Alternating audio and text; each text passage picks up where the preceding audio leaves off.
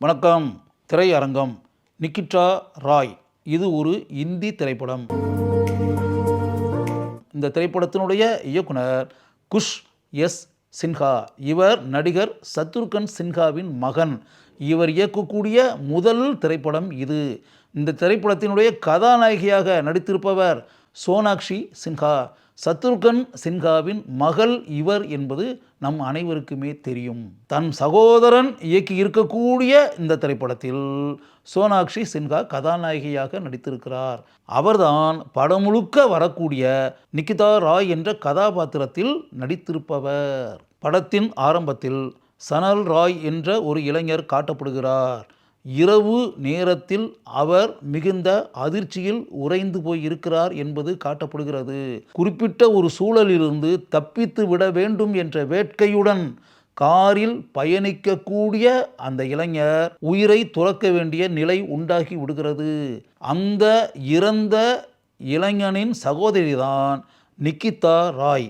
தன் சகோதரனுடைய மரணத்திற்கு பின்னால் மறைந்திருக்கக்கூடிய விஷயங்கள் என்ன, தன்னுடைய சகோதரனின் மரணத்திற்கு மூல காரணமாக இருக்கக்கூடிய சக்தி எது, மனிதர்கள் யார் என்பதை கண்டுபிடித்தே ஆக வேண்டும் என்ற முயற்சியில் இறங்குகிறாள் இறந்த அந்த இளைஞனின் சகோதரியான நிகிதா ராய்.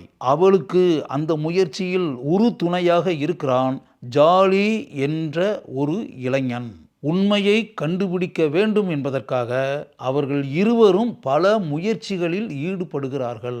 அமர்தேவ் என்ற ஒரு ஆன்மீக மனிதர் பல சொற்பொழிவுகளை நடத்தி தனக்கு பின்னால் மிகப்பெரிய கூட்டத்தையே திரட்டி வைத்திருக்கிறார். அவருடைய செயல்களால் ஈர்க்கப்பட்ட பலர் அவரை மிகப்பெரிய அவதாரம் என்று மனதில் நினைத்து கொண்டு அவரை அண்ணாந்து பார்த்து கொண்டிருக்கின்றனர். அவர் இருக்கக்கூடிய இடத்திற்கு நிகிதா ராயும் ஜாலி என்ற அந்த இளைஞனும் செல்கின்றனர். பகுத்தறிவு சிந்தனைகளை கொண்ட ஒரு அமைப்பில் முக்கிய நபராக இருக்கக்கூடிய நிகிதா ராய் அந்த மனிதருக்கு பின்னால் பல பித்தலாட்டங்கள் மறைந்திருக்கின்றன என்பதை கண்டுபிடிக்க வேண்டும் என்று நினைக்கிறாள்.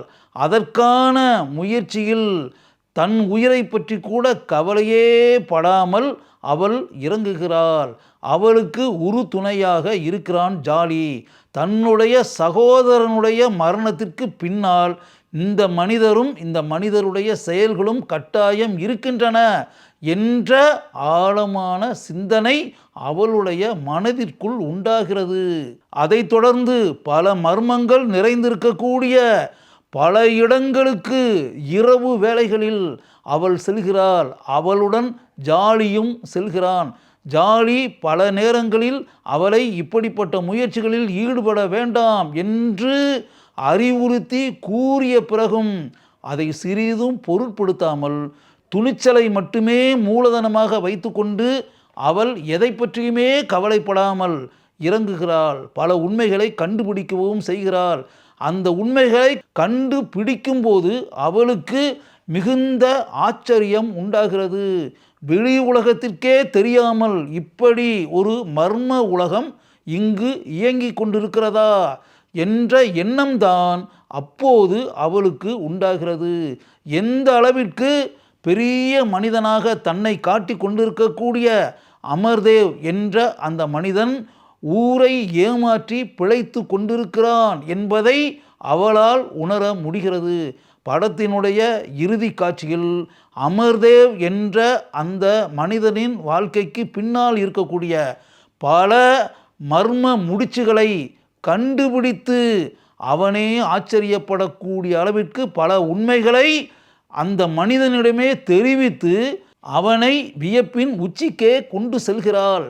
தன்னுடைய சகோதரனின் மரணத்திற்கு அந்த மனிதன்தான் காரணம் என்பதை வெளி உலகம் தெரிந்து கொள்ளக்கூடிய அளவில் அவள் தன்னுடைய கடுமையான முயற்சிகளால் கண்டுபிடித்து வெளிப்படுத்தி காவல்துறை வரை கொண்டு சென்று அந்த மனிதனுக்கு கிடைக்க வேண்டிய தண்டனை கிடைப்பதற்கு தன்னுடைய பங்களிப்பு எந்த அளவிற்கு இருக்க வேண்டுமோ அதை செவ்வனே செய்கிறாள். இதுவரை அமர்தேவ் என்ற அந்த ஆன்மீக மனிதனை உயரத்தில் வைத்து பார்த்து கொண்டிருந்த மக்கள் அவனை தாக்குவதற்காக வெகுண்டெழுந்து வருகின்றனர். அதை மிகுந்த சந்தோஷத்துடன் பார்த்து கொண்டிருக்கிறாள் நிகிதா ராய்.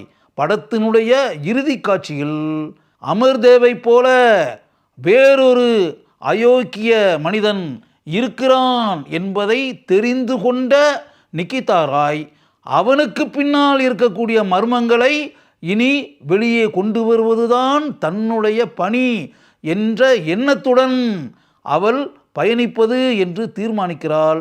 அவளுடைய அந்த பயணத்திற்கு இப்போது இருந்ததைப் போலவே உறுதுணையாக பயணிப்பது என்ற முடிவுக்கு ஜாலியும் வருகிறான். அத்துடன் இந்த திரைப்படம் முடிவடைகிறது. யூகேயில் இருக்கக்கூடிய வாட்ஃபோர்ட், ஹெட்ஃபோர்ட்ஷயர் ஆகிய இடங்களில் இந்த திரைப்படத்தினுடைய காட்சிகள் படமாக்கப்பட்டிருக்கின்றன. நிகிதா ராய் என்ற அந்த இளம்பெண்ணின் கதாபாத்திரத்தில் படம் முழுக்க வந்து சோனாக்ஷி சின்ஹா நடிப்பில் ஒரு மிகப்பெரிய சாம்ராஜ்யத்தையே படைத்திருக்கிறார் என்றுதான் கூற வேண்டும். இந்த முழு திரைப்படத்தையும் தன்னுடைய தோளில் அவர் சுமந்திருக்கிறார். மிகச்சிறந்த நடிகரான சத்ருகன் சின்ஹாவின் மகள் தான் என்பதை தான் வரக்கூடிய அனைத்து காட்சிகளிலும் வெளிப்படுத்தி இருக்கிறார் சோனாக்ஷி சின்ஹா. அவர் இந்த அளவிற்கு அருமையாக நடித்திருப்பதை பார்க்கும்போது நமக்கு அவரை முழு மனதுடன் பாராட்ட தோன்றுகிறது. அமர்தேவ் கதாபாத்திரத்தில் பரேஷ் ராவல் இயல்பாக தன்னுடைய நடிப்பை வெளிப்படுத்தி நம்முடைய மனங்களை கவர்கிறார். சுகைல் நய்யார் இவர்தான் ஜாலி என்ற கதாபாத்திரத்தில் நடித்திருப்பவர். அந்த கதாபாத்திரத்திற்கு எந்த அளவுக்கு கேஷுவலாக நடிக்க வேண்டுமோ அதை இவர் அருமையாக செய்திருக்கிறார். அர்ஜுன் ராம்பால் இவர்தான் சனல் கதாபாத்திரத்தில் நடித்திருப்பவர். அந்த கதாபாத்திரத்திற்கு எந்த அளவிற்கு நடிக்க வேண்டுமோ அதை இவர் சிறப்பாக செய்திருக்கிறார். பவன் கிருப்பலானி இவர்தான் இந்த திரைப்படத்தினுடைய கதாசிரியர். 112 நிமிடங்கள் மட்டுமே நீளத்தை கொண்டிருக்கக்கூடிய இந்த திரைப்படத்திற்கு எந்த அளவிற்கு கச்சிதமான ஒரு கதை வேண்டும் என்பதை மனதில் நினைத்து கொண்டு இந்த மாறுபட்ட கதையை உருவாக்கி இருக்கிறார். அதற்காக இவரை நாம் பாராட்டலாம். அன்ஷுல் சோபை இவர்தான் இந்த திரைப்படத்தினுடைய ஒளிப்பதிவாளர். இரவு நேர காட்சிகள் அதிகமாக இருக்கக்கூடிய திரைப்படம் இது. இதில் ஒளிப்பதிவாளருடைய பங்கு மிகவும் அருமையாக இருக்க வேண்டும். அதை இவர் சீராக சிறப்பாக செய்திருக்கிறார். ரிதேஷ் சோனி இவர்தான் இந்த படத்தினுடைய பட தொகுப்பாளர். திகில் காட்சிகள் ஏராளமாக நிறைந்திருக்கக்கூடிய திரைப்படம் இது. இதில் எடிட்டருடைய பங்கு மிகவும் அருமையாக இருந்தே ஆக வேண்டும். அதை நன்கு உணர்ந்து இந்த எடிட்டர் தன்னுடைய பணியை செய்திருக்கிறார். அதற்காக நம்முடைய பாராட்டுக்களை இவர் பெறுகிறார். அபினவ் சேகர், ரமீஸ் சொஹைல் இவர்கள் இருவரும் இந்த படத்தினுடைய இசையமைப்பை செய்திருக்கிறார்கள். திடுக்கிடும் சம்பவங்கள் நிறைந்திருக்கக்கூடிய ஒரு திரைப்படத்திற்கு இசையமைப்பு என்பது எந்த அளவிற்கு அருமையாக இருக்க வேண்டும் என்பது நமக்கே தெரியும். அதை நன்கு உணர்ந்திருக்கக்கூடிய இந்த 2 இசையமைப்பாளர்களும் தங்களுடைய பங்களிப்பை அருமையாக செய்திருக்கின்றனர். குஷ் எஸ் சின்ஹா இயக்கி இருக்கக்கூடிய இந்த ரோஹித் ராய் திரைப்படத்தை ஒரு முறை பார்க்கலாம். திடுக்கிடும் சம்பவங்கள் கொண்ட திரைப்படங்களை பார்க்கக்கூடிய ரசிகர்களுக்கு இது ஒரு நல்ல அனுபவத்தை தரக்கூடிய திரைப்படமாக இருக்கும்.